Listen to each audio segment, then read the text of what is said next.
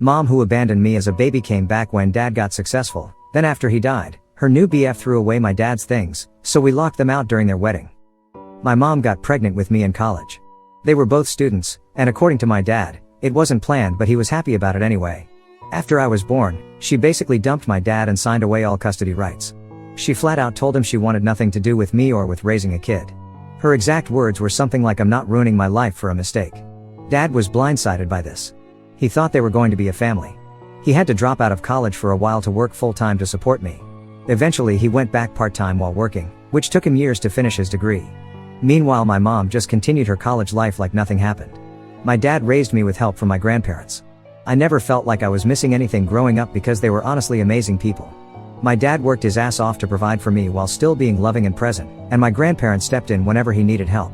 They gave me so much love and support that I never really thought about not having a mom around.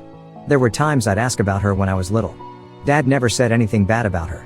He'd just tell me that she wasn't ready to be a mom and that's why she wasn't around. He always made sure I knew it wasn't my fault. He had this one picture of her he kept in his dresser drawer. Sometimes I'd find him looking at it late at night. When I was in school, the other kids would ask about my mom sometimes. I'd just say she lived far away.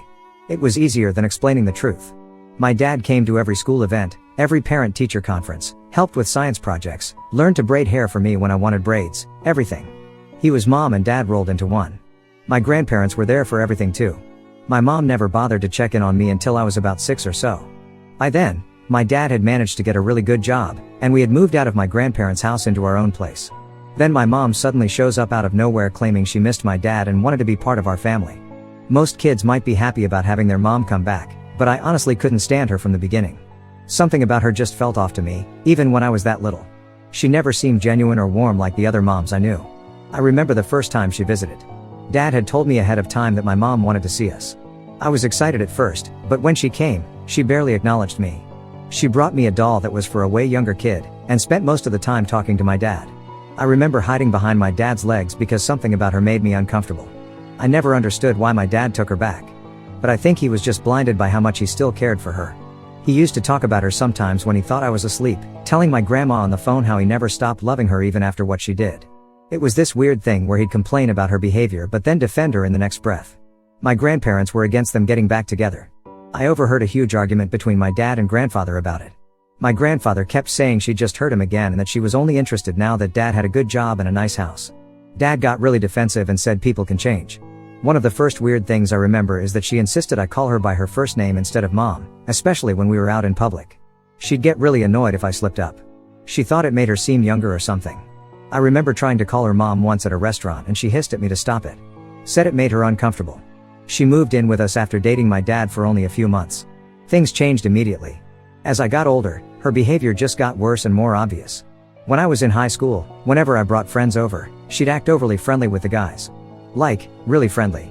Many of my male friends told me they had crushes on her, which was fucking gross to hear.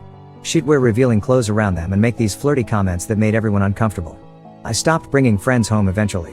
She'd always find reasons to come into my room when my friends were over, asking if we needed snacks or drinks. But she'd only do this when I had guy friends over. One time she came in wearing just a bathrobe to ask if we wanted cookies. My friend Jeffrey couldn't look me in the eye for weeks after that. I remember at my graduation party, my friends and I were hanging out by the pool. My mom showed up in this tiny bikini and asked one of my guy friends to rub sunscreen on her back. Everyone laughed awkwardly. It was so humiliating. I wanted to disappear. She kept bending over in front of them and adjusting her top like it was going to fall off. One of my friends actually left early because of how uncomfortable he was. When I tried to bring this shit up to my dad, he'd just brush it off. He'd say stuff like that's just how she is or she's just being friendly. It was so frustrating because I could see exactly what was happening, but he either didn't notice or chose to ignore it. I always knew she didn't really love him. She was with him because he was stable, had decent money, and was completely devoted to her. She'd spend his money like water. Always buying new clothes, expensive makeup, going out with her friends. Meanwhile, dad was still driving the same old car he'd had since I was little. He never complained though. He'd just say he was happy if she was happy. If dad ever tried to talk to her about money, she'd start a huge fight. She'd accuse him of not trusting her or not loving her enough. Then she'd cry and he'd end up apologizing even though he didn't do anything wrong. It was this toxic pattern that repeated over and over. When she got pregnant with my brother, she was pissed at first. She didn't want another baby and straight up told my dad she planned to get an abortion because it would ruin her perfect body. They fought about it for weeks. I could hear them arguing late at night through the walls. She'd say horrible things about how one kid was already too much responsibility. She'd complain about how pregnancy would give her stretch marks and make her boobs sag. Eventually, she kept the baby. I'm so grateful for that decision because my brother means everything to me now. He's the one good thing she ever did, even if it wasn't really for the right reasons. Dad was over the moon about having another kid. He kept saying how he always wanted a bigger family. I was excited too. I'd always wanted a sibling. The pregnancy was a nightmare though. She acted like she was the first woman in history to ever be pregnant. Everything had to revolve around her. Dad waited on her hand and foot. She'd send him out at midnight for weird food cravings, make him rub her feet for hours, complain constantly about how miserable she was. She barely acknowledged me during this time. I was pretty much invisible. After my brother was born, things got even worse. She had absolutely zero interest in taking care of him. She refused to breastfeed because she said it would ruin her breasts. She complained about changing diapers. She'd ignore him when he cried. Dad did everything, the night feedings, the diaper changes, the doctor appointments, everything. I helped out a lot too, even though I was still a kid myself. Just like with me, she was never a parent to my brother either. It was always me and my dad taking care of him. She never cooked, never cleaned, just shopped and went out with friends using dad's money. I remember one time my brother was really sick with a high fever, and she refused to cancel her plans to stay home with him. I ended up skipping school to take care of him because dad had an important meeting he couldn't miss. Because of this, my dad, brother, and I became super close. We were our own little unit. My brother and I just stopped expecting anything from her. We barely spoke to her unless we had to. It was easier that way. Less disappointing. We had our own inside jokes and traditions that didn't include her. We'd go on camping trips, just the three of us, while she stayed home because she hated the outdoors. Dad always tried to include her in family stuff, but she'd find excuses not to participate. I always wondered why Dad stayed with her. I asked him once, when I was in high school. He just got this sad look on his face and said, "Sometimes when you love someone, you see who they could be, not who they are."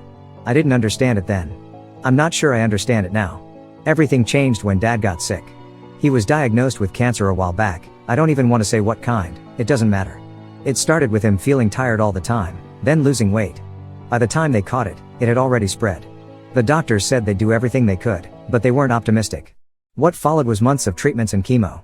It was exhausting and scary, but my brother and I stayed with him through the whole thing. We'd take turns driving him to appointments, making sure he ate, helping him when he was too weak to walk to the bathroom. He tried to stay positive for us, but there were days when the pain was so bad he could barely speak. My mom acted like it wasn't a big deal. She kept shopping and hanging out with her friends like nothing was wrong. She'd complain about how Dad's illness was disrupting her life. She missed several of his important doctor appointments because she had other plans. Once, she got annoyed because Dad's chemo appointment made her late for lunch with her friends. There was a day when Dad was really sick from the chemo. He was throwing up nonstop and could barely get out of bed. I called my mom, who was out shopping, and asked her to come home to help. She said she was in the middle of something and would be home later. She didn't come back until that evening, with bags of new clothes. Despite all our efforts and prayers and everything the doctors tried, we lost him. I still can't believe he's gone. Sometimes I pick up my phone to call him before I remember he's not there anymore. What makes it worse is how our mom has acted since. To her, losing him was just like, no big deal. She hasn't shown any real grief or sadness. She went shopping the day after his funeral for fuck's sake. She was laughing and joking at the reception after the funeral. Several of Dad's friends commented on how inappropriate her behavior was. Dad had planned his will before he passed. He made sure my brother and I inherited his house, while Mom got the money from his bank account, which was a pretty decent amount. He worked hard all his life and saved well. I think he knew she'd blow through the money quickly, but at least the house would still be there for us. When the will was read, Mom was furious that she didn't get the house. She threw a tantrum right there in the lawyer's office. She threatened to take us to court but eventually realized she had no case since everything was legal and properly documented. Dad had updated his will after his diagnosis and made sure everything was airtight. Eventually, she asked if she could stay in the house rent-free. I refused and told her if she wanted to live there, she needed to pay rent like any tenant would. This led to a huge argument. She tried to guilt-trip me by saying Dad would have wanted her to stay for free and that I was being cruel to my own mother. That I was leaving her homeless, which was bullshit. She could afford her own place with the money Dad left her. I stood my ground. She reluctantly agreed to pay a small amount of rent. My brother and I are financially stable, so we don't actually need the money. We just wanted to make it clear this wasn't her house anymore and to set up a formal landlord-tenant arrangement instead of having her assume she could just live there forever. Since Dad died, Mom started dating again almost immediately. It was barely a month after the funeral when she started going on dates. She'd come home late, tipsy, with her makeup smudged. It was disgusting. It didn't take long before she introduced us to Bradley, who's only a few years older than us. It's honestly disgusting seeing our mother with someone so young. Bradley hated me and my brother from the start and has been hostile in every interaction. He makes these snide comments about how we're too attached to our dad and need to move on already. Like, sorry we're not over our dad's death in 3 months, asshole. He treats us like we're intruding when we come to the house, even though it's literally our house. Bradley started staying overnight pretty quickly. They'd be loud on purpose, if you know what I mean. It was disrespectful as hell. My brother and I would stay away as much as possible when Bradley was there. We both have our own places, but we'd come by to check on the house and make sure mom wasn't trashing it. Since dad's death, my brother and I have been sorting through his belongings. It's been really emotional for us. We'd packed most of his stuff away, but there were still a few boxes in the upstairs attic that we couldn't move all at once because some of it was heavy and we both have back problems. Dad had them too, runs in the family I guess. We were taking our time with it because it was hard emotionally. Each item brought back memories. Bradley complained nonstop about how we're handling dad's things. He thinks we should just throw everything away and be done with it. He keeps saying holding onto a dead person's belongings is pointless and we'd feel lighter if we got rid of it all. Easy for him to say when it's not his dad. He never even met dad, but somehow he thinks he knows what's best for us. At one point, Bradley suggested we sell dad's things and split the money. When we refused, he got annoyed and said we were being materialistic. This from the guy who drives my mom's car that dad paid for and lives rent-free in our house. This week, we went to get the last of dad's possessions from the attic, only to find it completely empty. When we asked mom what happened, she acted clueless. Like she had no idea the boxes were gone. Then Bradley smugly admitted he'd thrown them away. He said the boxes were cluttering the attic and he needed the space for his own stuff. He didn't even apologize or seem to understand why we were upset. I lost it. Those boxes weren't just clutter to us. They were pieces of our father's life. Dad's watch was in those boxes too. It was a Timex, but his father had given it to him when he graduated high school. Dad wore it every day until he got sick and it stopped fitting his thinning wrist. I was going to give it to my son someday, if I have one. Now it's gone, probably in some landfill somewhere. Bradley lives in the house rent-free with mom, by the way. If he didn't want the boxes there, he could have called us. We would have come over immediately to move them. But no, he decided to throw away our dead father's possessions without even asking. Who does that? What kind of person throws away someone else's belongings? I yelled at Bradley, and my brother threatened to punch him in the face. Bradley backed away but kept saying he'd gone through the boxes himself and decided they were just junk not worth keeping. As if he had any right to decide that. He kept saying things like you guys are overreacting and it's just stuff. I wanted to strangle him. Mom jumped in to defend him, saying Bradley threw away dad's things to speed up our grieving process and that we should be grateful. Like, what the actual fuck? Since when is she an expert on grief? She hasn't shed a single tear for dad that I've seen. And even if she was trying to help, which I doubt, who asked her to? Nobody gets to decide how long we grieve or how we do it. That was so disrespectful I couldn't believe it. I told mom angrily that neither she nor Bradley had any right to decide how we should grieve. Even if those boxes contained junk, it wasn't their place to throw them away without talking to us first. I asked her how she'd feel if someone threw away her expensive shoes or purses without asking. She just rolled her eyes. Mom scoffed and said I was exactly like dad, as if that was an insult. My brother told her that if dad hadn't married her, he would have cut her out of his life long ago. She looked shocked, like she couldn't believe we weren't taking her side. She always expects everyone to side with her, no matter what she does. She's never had to face consequences for her actions. Knowing the conversation was going nowhere, I left with my brother. Since then, mom has been texting nonstop about how Bradley feels emasculated by how we confronted him. She's insisting we owe Bradley an apology for yelling at him and threatening him. As if we're the ones who did something wrong here. She keeps saying that we need to move on. My brother wants to kick them out immediately, but I'm not sure what the right move is. Part of me thinks she doesn't deserve to live in dad's house anymore after what they did. Another part of me wonders if dad would want us to show her some mercy, even though she doesn't deserve it. So, Ida, for how I handled this? I don't think I am, but she's making me question if I overreacted. Update 1, holy shit, I wasn't expecting this to get so much attention. I can't reply to everyone, but thanks for all the comments. I've read through most of them and appreciate the support. It helps to know I'm not crazy for feeling this way. To answer some common questions, yes, the house is 100% legally ours. Dad made sure of that. No, there wasn't a formal rental agreement with my mom, just a verbal agreement that she'd pay a small amount monthly. And no, I don't think my brother and I are assholes for charging her rent. It's our house now, and she has plenty of money from dad's accounts to afford her own place if she wanted to. It's been a while since my post. After getting so much feedback and talking to my brother, we've been deciding whether to take legal action against mom and Bradley for throwing away the boxes. We talked to a lawyer friend, not an actual consultation, just informal advice, who said we might have a case for destruction of property, but it would be messy and probably not worth it emotionally. We'd have to prove what was in the boxes and their value, which would be hard since many of the items had sentimental value more than monetary value. We were leaning toward just letting it go legally and focusing on moving forward when something else happened. Mom announced she's getting married to Bradley. She made the announcement on Facebook with these staged photos of them showing off her engagement ring. In the caption, she wrote about how no man has ever made her feel the way Bradley does and how she wished she had met him sooner. Even shared it with a bunch of Dad's old friends who were obviously uncomfortable about it. The post got tons of likes from her shallow friends who don't know the full story. Some of them commented things like "You deserve happiness," and "So glad you found love again." It was sickening to read. A few of Dad's friends commented things like "This seems fast," or "Are you sure about this?" She deleted those comments. It feels like a slap in Dad's face. How can she act so fucking happy when Dad just died a year ago? She's literally shitting on Dad's memory publicly. Dad was devoted to her for years, put up with all her bullshit, and barely a year after he dies, she's engaged to someone else and acting like Dad never existed. Everyone in the family is pissed. My grandparents are especially furious. They see her actions as completely disrespectful to Dad's memory. My grandma called her to confront her about how inappropriate it was to get engaged so soon after Dad's death, and Mom hung up on her. Then she had the nerve to text my grandma saying she was being judgmental and trying to ruin her happiness. For those asking in the comments, no, I don't think Mom cheated on Dad with Bradley while Dad was alive. I'm pretty sure they met after Dad died. But who knows at this point? Nothing would surprise me anymore. They claim they met at a gym, but the timeline is suspicious. They were dating barely a month after Dad died, so either she moved on insanely fast or there was some overlap. Some of you asked if I've tried talking to Bradley directly, without my mom present. I did try once. I called him and asked to meet for coffee, thinking maybe we could find some common ground. He agreed, but then showed up with my mom. The whole thing was a waste of time. He just sat there smugly while Mom talked over me the entire time. Update 2. Thanks for all the awards, I guess? Still weird to get internet points for this shitty situation.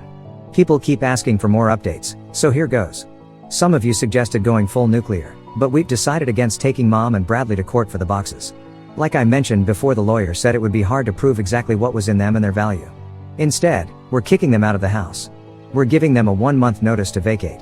Once they're out, we'll rent the property at a reasonable price to someone who actually respects the place. Selling isn't an option. This house is our last connection to Dad, and we're not ready to let it go. It's the house we grew up in, the house Dad worked so hard to pay off. It means something to us. Some comments suggested we might have trouble legally evicting her since she's been living there, but the lawyer assured us that since she's paying rent and we own the property, we have every right to terminate the arrangement with proper notice. We're doing everything by the book to make sure she can't fight it. Mom sent us wedding invites in the mail yesterday. When we both declined, she reached out directly, asking why we were still holding a grudge. She tried guilt-tripping us, saying it was our duty as her children to support her on her happy day. She even admitted Bradley's family doesn't approve of her because of the age difference and begged us to attend to make it look like she had family support. I told her I'd rather stick forks in my eyes than watch her marry that asshole. She got all offended and said I was being dramatic. My brother didn't even respond to her, just threw the invitation in the trash. She keeps texting us about wedding details like we care. What do you think of these centerpieces? Should I go with the salmon or the chicken for dinner? As if we're going to be there. We refused and told her we want nothing to do with her or her wedding. She's no longer part of our lives or family as far as we're concerned. She can marry whoever she wants, but she can't expect us to support it or pretend to be happy for her. Not after everything that's happened. Instead of reflecting on why everyone is against her marriage, Mom turned to Facebook to play the victim. She made this dramatic post about how some family members can stab you in the back and how she's going through a difficult time all on her own. The comments were full of her friends who don't know the whole story offering sympathy. It's pathetic. She's been telling people that we're just jealous of her relationship with Bradley. Like, what? Why would we be jealous of our mom dating someone our age? It's disgusting. She's also been telling people that we're holding on to the past and not letting her move on. As if the problem is us, not her getting engaged a year after Dad died to someone who threw away his belongings. To answer some comments, no, we don't have any of Dad's ashes. He wanted to be buried next to his parents when they eventually pass. And no, I don't think my brother and I need therapy. We're handling our grief fine except when people fuck with Dad's memory. Someone asked if there were any photos of Dad we could recover. Fortunately, we had already taken most of the photo albums from the house before Bradley threw away the boxes. We also have digital copies of a lot of recent photos. It's the older stuff, from before digital cameras, that we lost. And the physical items like his watch and medals that can't be replaced. Update 3, after talking to a lawyer, a real consultation this time, we sent Mom an official notice to vacate. We also let her know that if she didn't move out in time, we'd pursue legal action against Bradley for throwing away Dad's belongings after all. The lawyer said it might be difficult to win, but the threat might be enough to get them to leave. Mom called us crying and furious, saying we had no right to kick her and Bradley out and that she liked living in such a big house. She said we were being cruel and heartless. We didn't back down. I told her she should have thought about the consequences before letting Bradley throw away Dad's things. She went on this long rant about how we're treating her unfairly and how she's still our mother regardless of what happened. I reminded her that she gave up the right to use the "I'm your mother" card when she abandoned us after I was born. She hung up on me. Typical. Whenever she's confronted with the truth, she runs away. Mom is also pissed that literally no one in the family is attending her wedding. She's blaming us for turning everyone against her, which might be partly true. I've been pretty open about what Bradley did and how disrespectful they've been since Dad died. But it's not like I had to try hard to convince people. Their behavior speaks for itself. Many family members can't understand why she's rushing into marriage with someone half her age, especially under these circumstances. My aunt said she doesn't even recognize Mom anymore, that she's turned into someone completely different since Dad got sick. But honestly, I think this is who she's always been. Dad just shielded us from the worst of it. My brother and I are doing okay. We have each other and that's what matters. Been spending more time with Dad's side of the family who have been really supportive through all of this. My grandfather has been sharing stories about Dad from when he was young, which has been nice to hear. It's helping us feel connected to him still. Some people asked about Dad's will and if there could be any legal issues with kicking Mom out. The lawyer assured us that Dad's will was very clear. The house belongs to my brother and me, not Mom. She has no legal claim to it. Her only argument would be tenant rights, but we're giving her proper notice, so even that doesn't hold water. Bradley has been making veiled threats about making us sorry if we go through with the eviction. We've documented everything and installed security cameras around the house, just in case. I wouldn't put it past him to try something stupid.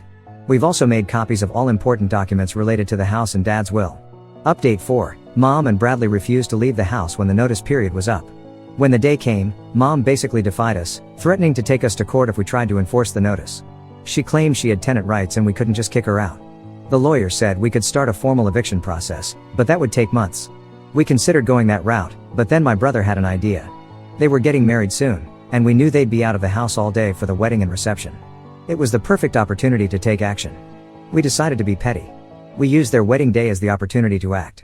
We knew they'd be out all day celebrating, so we waited. When the day arrived, we went in, packed up all their belongings, and put everything on the curb. We were careful not to damage anything. We even labeled the boxes. My brother and uncle changed the locks and installed security cameras. We invited some relatives over for dinner that night to witness their reaction when they came home. While packing their stuff, we found some of Dad's things that Bradley hadn't thrown away after all.